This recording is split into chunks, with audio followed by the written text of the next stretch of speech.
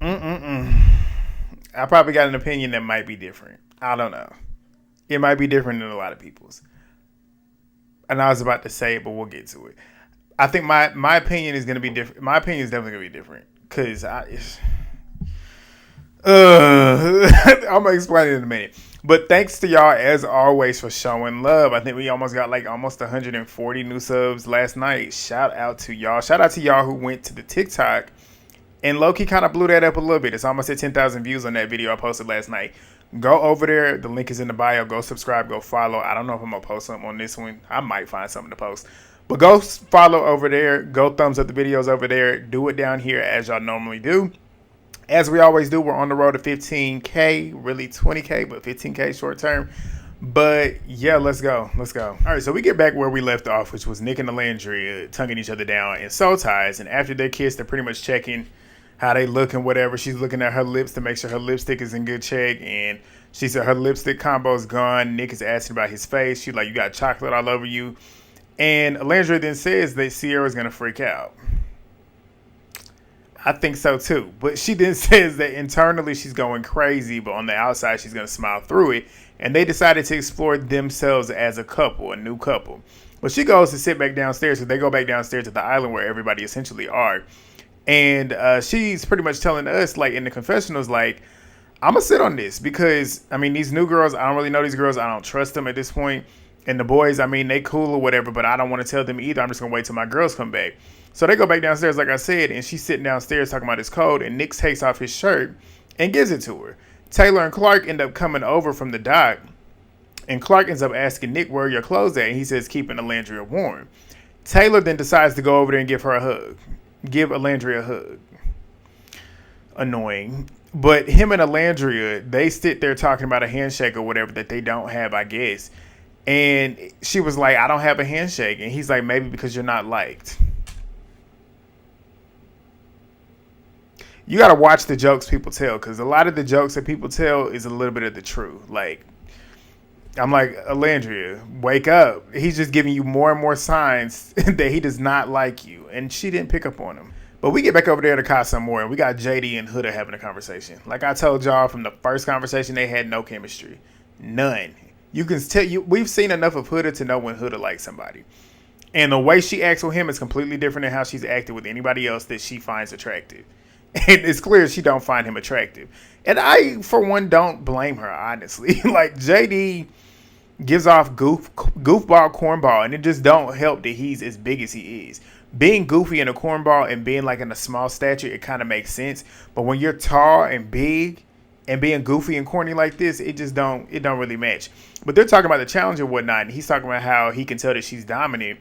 And she's sitting there looking like, I mean, I had to lead you because you didn't really know what she was doing. And he insists that she loves being dominant, and he's not somebody that likes to be dominated. And he said that essentially it was very combative. And he was like, she was doing too much. Huda do be doing a lot, but I mean, shit, you the one that said that you like that. So you the one that came on the show talking about you like all that spice and that energy that she comes with. And then now you want to say she's doing too much. Nigga, you knew she does too much. Like, is it really Huda's fault that you chose her? You know what she was doing. You sat and watched it before you got there. Like, he blows me. And it's crazy how you got me on Huda's side in this situation. But she pretty much was like, okay, good talk. And she gets up and walks away. She didn't snap on him, for once. She didn't snap on him. But in this moment, I was like, you need to pack your bags, JD. It's time to go. But we get a scene with Coco and Ace. He ends up asking her if she's the jealous type. And she's like, no, not at all. And she then throws the question back to him. He says that he's not the jealous type. He's just overprotective of his. But did you not tell Chelley last week that you was jealous and you were the jealous type? Ace is a liar. But she then says, like, it's giving jealous. Like, the way you act is giving jealous. And she was like, stand in your truth, babe. She said, babe, and he didn't trip out. He didn't trip out on her like he tripped out on Amaya. Boundaries, where they at? But clearly, he seemingly has some type of affiliation with Coco. But we'll get to that later on. But he then says that he's been let down a lot in relationships a lot of times. And it just makes him not fully trust people. But she says that she can relate to that, and she don't really trust people off rip either. Me either, honestly. I got it. Like, some people, y'all know some people you just naturally vibe with. And I am an introverted extrovert. I'm more so on the introverted side. Y'all might not believe me because of the way I'm on here. But if I get energy, Like if I get a lot of energy, I can be my extroverted self. But on a day-to-day basis, I'm super quiet for the most of the time. But if I'm around people that make me feel super comfortable and excited, the extrovert's there. I'm talking all the time. You can't shut me up. But I get it. I get it. But she says that Ace is in his confessionals talking about he's trying to give Coco the chance without pretty much thinking about Chelley the entire time. We get Gracyn and Pepe talking. Again, don't care. And no offense to my white folks that watched this, and I'm pretty sure y'all probably going to agree. The white couples this season, when I say the white couples, the white on white couples, they're boring as fuck. Like these two, TJ and Vanna, Iris and Zach. Who else am I missing? Austin and Jaden. Boring. No offense, but boring. Because they were boring. They were talking about the challenge and then they ended up kissing. Who cares? Nighttime. Huda is telling the girls how terrible the conversation she had with JD was. And she was like, y'all would be proud of me because I kept my mouth shut and didn't really say anything. And I just got up instead of going off. Yeah, good. But Ace is telling TJ that it's scary because Coco is his type on paper. But he's already built something with Chelley already. He says somebody, but he didn't say Chelley. But we all knew he was talking about Chelley. But we get Chris and Chelley. They're in the bed, and he's trying to get her to sing him a lullaby. Taylor's in the bed kissing Clarke as Olandria walks in. And Ace is just sitting there looking, obviously. But the next day, everybody's waking up. Same old normal thing where everybody's getting breakfast. Cierra ends up telling Iris that she had a feeling in her stomach that some shit was going on. Some bad stuff was going on at Casa Amor. Or not Casa Amor, at the villa. I said yikes. Yikes. But JD ends up making Amaya breakfast because he knows he's in jeopardy because he knows that he and Huda no longer are even an option. But Chelley and Cierra, they're talking about not knowing what the boys are essentially doing over there in the villa. But we get a scene with Amaya and Zach. They're sitting down pretty much checking in on each other. He mentioned something about their connection, but the connection between them being stronger. I had to rewind this a couple times because I could not make out what he was stating. But he says their connection gets stronger and stronger as the days go on. Amaya pretty much tells him, like, I'm vibing with you and I'm vibing with him even more, even though JD is essentially bringing me breakfast as well. But he then says that, I can't be mad at JD for showing you interest as well. But she also then says, but that's what I like about you. I like the fact that you're not intimidated by other dudes actually pursuing me at this point, and I feel safe around you. And he pretty much reassures her how much he likes her in his confessional. Well, he assures us how much he likes her in his confessionals. And says essentially if they keep moving like this, it could lead up to being something that could actually work. We'll see. I hope so, but Zach, I'm still optimistic. I don't want to say optimistic. I'm worrisome about him. I don't know. Maybe it's just his exterior, and maybe I'm judging that. But I don't know. Zach, I just see Playboy. But I hope he's not. But I'll try to remain optimistic. But she then tells him that it's cute to see how much he checks up on her and everybody else in the villa, even the boys and the girls.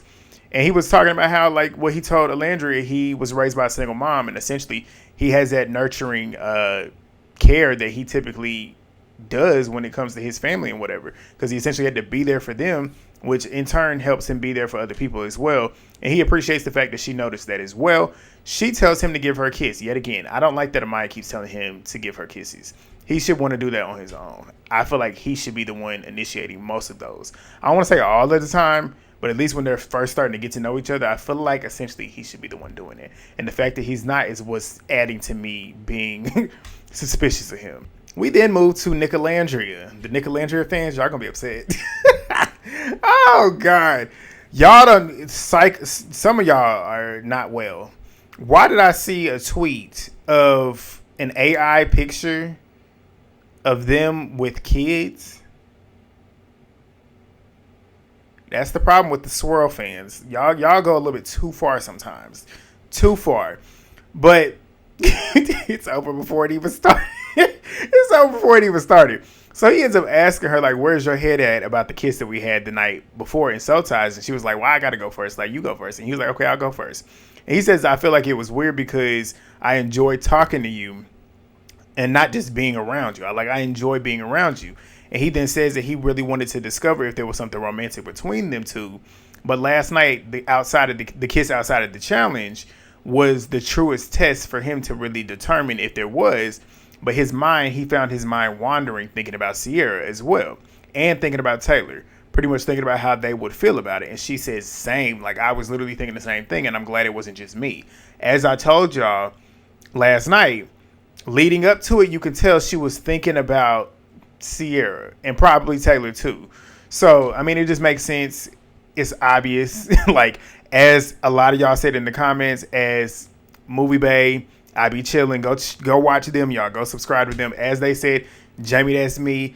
Tammy, Roxy says, everybody said the same thing. It gave off produced. And when I say produced, it gave off production put them together because they saw how much the Olandria fans really wanted to see something happen. And with the two of them getting sent off, it was the perfect time to make it happen, to see if something's there. So that's why it happened. Do I feel like Nick was definitely attracted to Olandria? Of course. Of course. Who isn't? Do I feel like Olandria finds him cute or attractive? Yeah. But like I said, I don't see it happening. I didn't see it happening outside of this. Could I see it progressing just for the game, the sense of the game? Yeah, but as we see here, they both shut it down, essentially. They were like, we're okay with just being friends at this point. So, sorry, Olandria fans. Y'all had 24 hours. 24 hours. But she ends up stating, like, after we kissed or whatever, I was like, it was fun, but just romantically, I just don't see it. And he's like, yeah, we're on the same page. So they then start talking about Clarke and Taylor. And she's like, I mean, it's just hard for me to see it. And he says it's ironic because I came in here with Cierra pretty much talking about how I wanted to test the relationship and whatever. But now he essentially is low-key regretting it. But she then says again, like, seeing Taylor and Clarke puts a knot in her throat. I said, Olandria. And I said the same thing I just said. Olandria, I've said that the entire episode. We're going to get into it. That's essentially where my energy was at the beginning of the recap. But Austin and Jaden, they're in soul ties. Again, talking about nothing. I ain't going to say that. He was talking about his open heart surgery scar because she asked about it. And they're pretty much talking about what they've experienced in life. He had open heart surgery. She has diabetes. That's not something that's not of substance. So I'll give them that. But again, I'm not feeling any chemistry between them. Like, these two, you can tell it's just, okay, we're going to stay together so we can stay on the show. I want them gone. Mainly, I don't have an issue with Jaden. It's Austin. You already know. He got to go. I'm sick of him. But Huda and Chris, they're having a conversation now. And, of course, Huda, obviously from that kiss, she wanted to get to know him and vice versa. Because I feel like Chris knew at this point I'd be stupid to not try and get to know her because you could tell Chris already knows Chelley going to go back in there and choose Ace. And why would he put himself in a situation to get sent home and not get to know somebody else? So I can't be mad at him for doing this. But she ends up asking, like, how do you feel about Chelley or whatever? And he says that he likes her a lot, but he knows that if she gets over there and sees Ace, essentially there's a strong possibility she might end up choosing him and they got something strong going. So, I mean, it is what it is. But she then asked him if there's anybody else that he wanted to talk to. And he was like, yeah, you. So she then says, like, I knew how much you liked Chelley, so I didn't want to mess with it at that point. But she then asked him a question about himself. She didn't do that shit with Jeremiah. Maybe she's learning. But she asked him about himself, where he's from. They started talking about all that. Again, not really feeling the connection. None of these couples this season are really, I don't have one that I'm like, I'm rooting for them. I'll tell you one individual I'm really rooting for because she's the only one that hasn't really pissed me off. Amaya. If Amaya's in the end, as long as she ain't with somebody problematic, I'm voting for her. Because the other ones, as y'all know, I'm Team Black. I'm not rooting for Ace. I'm not rooting for Taylor. I'm sorry. Olandria and Chelley, I want to root for them, but they don't want me to root for them because they want to continue to pine after niggas that I don't want to root for. Not rooting for Nick and Cierra because, I mean, I like Cierra, but I don't like Nick. Sorry, it's just not going to happen. It's not going to happen. So Amaya is definitely my front runner right now. But Chris ends up stating in his confessionals that Chelley is still his number one, but Huda essentially is cool, and she's giving him something to think about. But we then get back over to the villa, and Olandria goes over to Clarke, Gracyn, and Taylor and Jaden. They're all sitting over there in that little area, and she's sitting down, and as she's about to sit down, Clarke, I can never remember her name, she ends up telling Olandria, like, before you get too comfortable, I want to pull you for a chat. So Ace and Nick, they're over there watching as usual. Like, they don't have nothing else better to do. But Nick then says, like, I don't think that she wants to be her friend. And I'm assuming he was talking about either Olandria or Clarke. I don't know which one, but he didn't specify. But they go and sit down, Clarke and Olandria. Olandria, again, the woman she's beauty. Like, she is a beauty. Like, what she had on that bathing suit, she's a vision. H2T. And Clarke look good too in this scene. Like, they both look really, really beautiful. And it's crazy how these two are pining after Taylor. A nigga that's holding his boy like, okay. Okay. But Clarke ends up saying, like, it's essentially a little weird because, I mean, we both shared this strong connection with Taylor, essentially. And she was like, I mean, I respect you, but I just don't want to do myself a disservice by not exploring Taylor. And Olandria was like, yeah, I mean, I get it. Just seeing how y'all essentially got physical so quick and seeing how he got so physical with a new girl so quick, essentially it's like, okay. And I'm like, yeah, wake up, Olandria. Like, look at those signs. Like, it took y'all so much longer, but it took him so much shorter to do it with another girl. And that should tell you a lot of things. Like, it ain't because he's a slow burn. It ain't because of none of that. He don't really see it for you like that. It's clear as day. And I'm floored that she just cannot pick up on it. It blows my mind. But Ace and Taylor, they're now talking now. And Taylor's sitting over there smelling his ass, talking about something. It's not cool having two girls in the house, or two girls wanting you in one house. Shut up. You know you enjoy that. Like, please be for real. But Olandria, she's still talking to Clarke, and she ends up stating, like, I can't get mad at you pretty much getting to know Taylor at this point. And she was like, I mean, the way y'all approached it, I'm proud of Taylor. I'm proud of him for actually getting to know other people as well and testing our connection. She's pretty much stating this is him testing the connection. Little does she know, he's not testing a connection. He's actually really building a connection so that he can eventually dump you. But Clarke is in her confessional talking about something I don't like that it's being called a test. Talking about her and Taylor's connection. Because it's not really. Like, if you want to keep it real, y'all the real connection. Let's keep it real. Taylor and Olandria are friends. Like, that's literally what it is.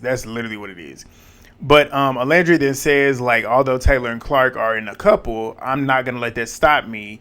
And I'm going to continue to nurture mine and his connection. I said, please let it go. Let it go. And in this moment, I just started shaking my head because I'm like, y'all know how much I love Olandria. And I want her to win. I want her to be on this show. But I'm like, these are these moments where I would have been okay with her going home. I didn't want her to go home because I selfishly want to see her and I want her to actually experience the show. But she don't really want to do it because she only wants to experience Taylor. And then it's just like, it's hard. Maybe it's easier to state that we can see that he doesn't like her because we see the confessionals. But like, to me, the way he moves in the house is just so clear. He take the confessionals out, and what we see essentially from those confessionals, the way he moves in the house, it screams he don't like her. Like, he spends more time with his boys than he does her. He shows more affection to them niggas than he does with her. He don't even kiss her. And then not only that, she's sitting here watching how he interacts with Clarke and then sees that there's a difference between the way that they react and they interact. And it's just like, it's just not clicking to her. And it's blowing my mind. It actually really pisses me off. But she says this is the ultimate test for them. It's not, but okay. But Olandria, she's now talking to Taylor now. And he ends up asking her how it's been coupled up with Nick. She says it's been quite the experience. And he ends up asking her why. Like, why is it quite the experience? And she tells him that they kissed in soul ties and she felt guilty, but it clarified everything for her. That she just looks at Nick as a friend, essentially, doesn't look at him romantically. Taylor did not react enough. And that right there, again, should have told her he wasn't even bothered by the fact that y'all was up there kissing in soul ties. Like, it was just like, okay, like, that's what happened. Okay. But she then tells him that it essentially was a mutual decision between her and Nick to pretty much, like, just be friends. And you got Clarke over there telling Gracyn about her and Olandria's conversation as well, and how essentially Olandria thinks of Clarke and Taylor's connection as a test. And it's not a test for her. Gracyn pretty much tells her and gives her reassurance. But Taylor is over there telling Olandria that he's in a good headspace. And he says, at least I think I do. And she was like, why can't you confidently state that? Olandria, why can't you see that because he can't confidently state that, y'all don't really have as strong of a connection as you think that y'all do? But she then says, like, Clarke is an amazing girl and I commend her for pulling me because I wasn't going to do it. Like, I didn't really care to do it. Which I'm glad she wasn't going to do it because I wouldn't have. Like, you in that position, Olandria, you don't need to be pulling nobody. And when I say nobody, between those two. You don't need to pull Clarke, and you damn sure don't need to pull Taylor. Because fuck both of them at this point. They have nothing. They should have nothing. You should have nothing to talk to them about. Like, you should be experiencing other things because you see how they move. You see how they move, which is a clear connection to you and a clear sign that you need to move on. You need to get to know other people. But Taylor then talks about how he and Clarke had gotten so comfortable so quickly. And Olandria was like, yeah, I mean, y'all essentially had 3 days and we had a lot of time to essentially get to this point. But she then says in her confessionals that essentially the physical connection between Taylor and Clarke, how like physical, if you start off physical, it typically is going to fizzle out.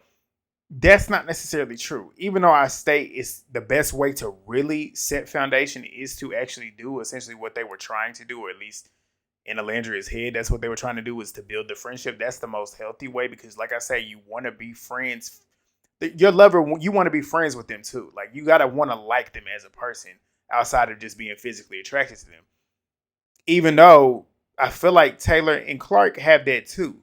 Even though it didn't take them that much longer to get to that point, though.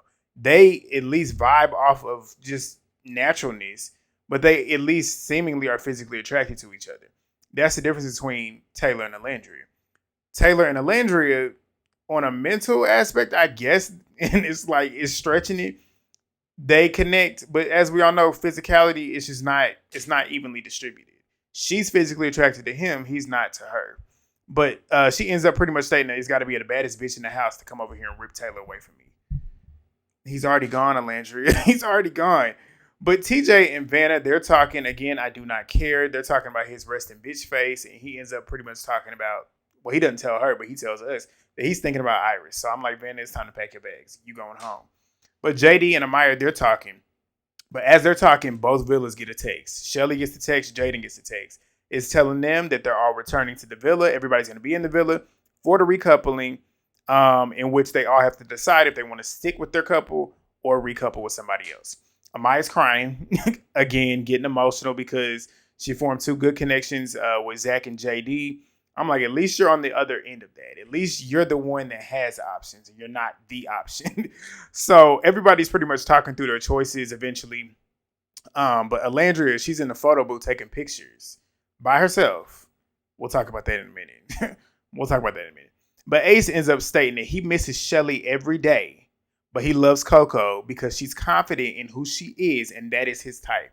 So I put this on my community page whenever I watch the first look. I always post my little quick thought on the first look before we drop these reviews.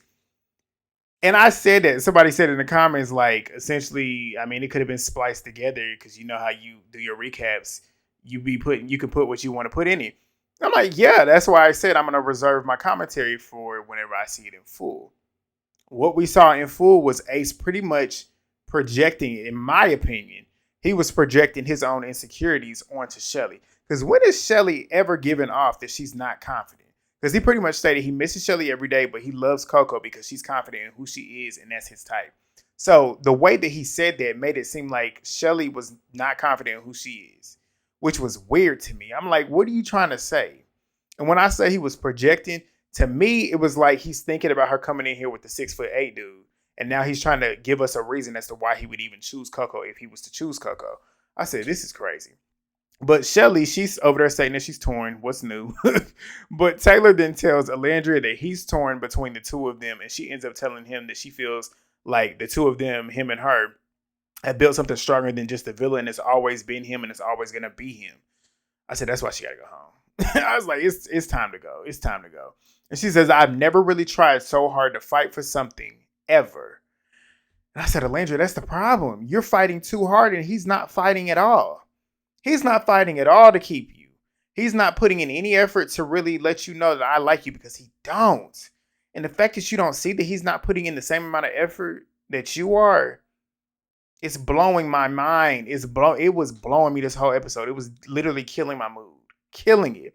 Because I'm like, at this point, she's going to watch this back whenever she does watch it back. And she's going to be like, damn. Like, damn, why did I not see them signs? But everybody's getting ready for the night. Huda ends up telling Chelley that she pulled Chris for a chat. And if Chris is interested in exploring her, she would like to explore it. Chelley pretty much gives her the okay, because obviously we already know that she's going back there for Ace. Like, that was clear as day.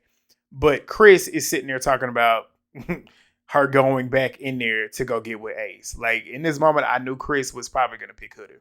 But Ace is telling Taylor that he and Coco have never really had one bad conversation, Which I'm like, when have you and Shelley ever had a bad conversation? I mean, y'all don't be talking about shit, but like, y'all ain't really had no bad conversation. But Taylor, he then finds Olandria put a picture of the picture that she took in the photo booth and put it in Taylor's, I guess, in the little foot portion of the bed. He picks it up and the boys are there and he's showing it to the boys. Like, on some like, I was like, man. And Ace talking about she playing offense right now. I said, yes, she don't need to be. She need to be on defense. But the Casa Amor Islanders, they arrive to the villa. Ariana comes in. They're sitting at the fire pit. The villa people are still upstairs. So she ends up telling them, like, it feels good having my girls home. I'm sure y'all are dying to know what's been happening. And, of course, they're like, yeah, tell us what's happening. So Cierra says, do we even want to know? And Ariana was like, I mean, that's debatable. Like, for you, it's debatable for sure. But as you all know, the boys, she pretty much says, as y'all know, the boys have been getting to know the girls as y'all have been getting to know the boys. And they coupled up just like y'all did. And just like in Casa Amor, one boy didn't get chosen and left the villa. She then says, I think it's time to bring the boys out to see who they've been coupled up with. She brings out the three boring couples first. The three boring ones. Austin and Jaden. Chelley looks like, okay. And she was like, you look a little bit different. I said, yeah, because he finally got his white he finally got his white girl. But TJ and Vanna, they come out next. Nobody was moving. Pepe and Gracyn, nobody moved. But Shelley and Cierra, they're realizing, okay, the only ones that are left is Nick, Taylor, and Ace. So they're trying to figure out, okay, so who about to come out here? So Ace and Coco, they come out there next. Shelley's sitting there sizing it up, looking like, okay, you basically just chose another version of me. But Ariana then says that there's one new girl left, which means either Taylor or Nick got dumped from the villa. So they're sitting there trying to figure out who it is. Who is it? And here comes Taylor and Clarke. And Cierra sitting there breathing a sigh of relief at first. I was like, not too fast. But she's now crying. Shelley's sitting there comforting her. And Cierra said that she was preparing herself to see him standing there with somebody else and not him not being there at all. And she says, I'm essentially just shocked. But she then tells the boys that she's happy that they're all there, but it just really sucks that he's not there. So Amaya and Huda, they over there crying. Emotional. These two are always emotional. But Ariana then says, as you guys can see here, the girls are in their new couples. And Amaya, she's still crying. I'm like, Amaya, pull it together. Pull it together. But Ariana then says, oh, I nearly forgot. Did you really, Ariana? There's one last couple that we have to get out here. And Nick and Olandria walk out. And the girls are screaming excited. Shelley was the first one to beeline over there, of course, to get to Olandria. But the rest of the girls come running over there. Nick and Cierra, they're kissing. But pretty much Olandria is pretty much telling the girls, like, I got so much tea to tell you. I got so much. Yeah, I bet you do. But Elan, he's sitting there looking like, okay, well, I guess I'm probably about to go home because they over there kissing. Like, Cierra and Nick is over there kissing. But Ariana then says Olandria and Nick were not chosen and left, but were given the lifeline to either go home or recouple, and obviously they did. So Ariana then asked Cierra how she's feeling, and she's like, I feel so much better that both of them are still here, especially Nick. But Olandria then says that she has not had an appetite since leaving because she loves her girl so much. But it's now time to recouple, and Ariana takes the couples to the center where there's this big ass heart, and then there's a little place setting in the middle. So Ariana then tells the Islanders that they're gonna have to write down on this little board the Islander that they want to couple up with. Now here's the trick. In order to recouple, the person that you chose has to have your name on their board. If they don't have it, you're single and you're vulnerable. So they write their names down. First one to go up is Austin. He goes up to the center. Nobody but Jaden chose him. So Jaden and him are a match. So they move on. Amaya, she goes up next. Zach and JD, they both chose Amaya. Love that Amaya is getting chosen finally. But Amaya chose Zach. Good choice. JD, it's time for you to go. He's single and vulnerable.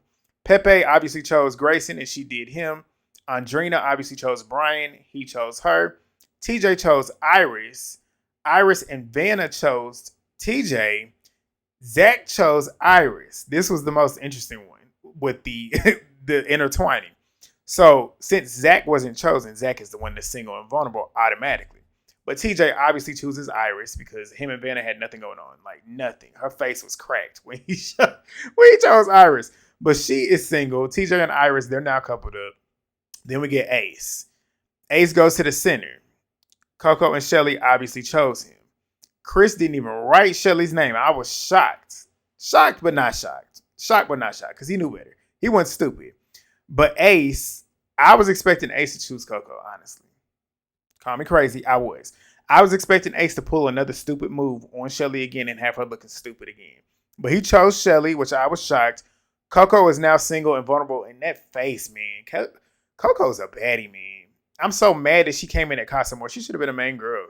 Like, she had the personality to be a main girl. And I would have actually enjoyed seeing her in the villa with Chelley and Olandria. Like, we can have 3 black girls, 3 dark-skinned black girls as main girls, I think. I think so. But Huda, she goes next. Chris chose Huda. She chose him. That was a game move, strictly on both ends. But Cierra, she goes up next. And obviously, Nick and Elan, they choose her. Who do you think Cierra chose? Nick. Duh. So we get the final couple. The one that we all knew was going to be the last one. So Taylor and his corny ass goes to the middle. And, of course, Olandria and Clarke chose him. So he gets in the middle. And who do y'all think he chose? Now, I don't think any of us were shocked. He chose Clarke. The girls are shook. Amaya talking about something. Taylor, really? Really? Of course, everybody has, the girls at least, the OG girls, they have all these audible reactions, especially Amaya and Huda. They the ones questioning him, like, what the fuck? And he can't say nothing, obviously, because Ace didn't prep him. But Amaya, she then says, there's no way. Like, you can't even, like, he can't even explain it, like, at all. But Zach, he's trying to calm her down, essentially, but Amaya is still going. Like, Amaya is like, what the fuck is wrong with you? But Olandria then says that she's a little bit disappointed because her stepping out of her comfort zone to do things to make sure that he got what he needed out of this. And she then asked, she says, I asked him, what more could I do?